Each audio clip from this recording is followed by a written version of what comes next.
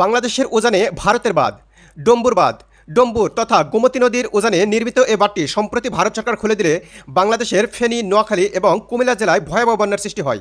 ফারাক্কা বাঁধ, পদ্মার উজানে ভারতের নির্মিত এ বাঁধটি বাংলাদেশের রাজশাহী, চাঁপাইনবাবগঞ্জ, কুষ্টিয়া এবং মেহেরপুর জেলায় ভয়াবহ বন্যা এবং খরার সৃষ্টি করে।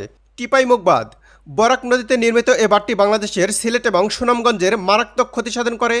ইন্দিরা বাঁধ, নর্দমা নদীতে নির্মিত এ বাঁধটি ঠাকুরগাঁ, নীলফামারী এবং দিনাজপুর জেলার মারাত্মক ক্ষতি সাধন করে। টেইরি বাঁধ, গঙ্গা নদীতে নির্মিত এ বাঁধটি বাংলাদেশের ময়মনসিংহ, শেরপুর এবং জামালপুরে মারাত্মক বন্যার সৃষ্টি করে। আলমাটি বাঁধ, কৃষ্ণ নদীতে নির্মিত এ বাঁধটি খুলনা, সাতক্ষীরা এবং যশোর জেলায় মারাত্মক বন্যার সৃষ্টি করে। গজলডোবা বাঁধ, তিস্তা নদীতে নির্মিত বাঁধটি বাংলাদেশের লালমনিরহাট এবং কুড়িগ্রাম জেলায় মারাত্মক বন্যা এবং খরার সৃষ্টি করে। পোখরা বাঁধ, মহানন্দা নদীর উজানে নির্মিত এ বাঁধটি বাংলাদেশের পঞ্চগড় এবং ঠাকুরগাঁও জেলাতে মারাত্মক বন্যার সৃষ্টি করে।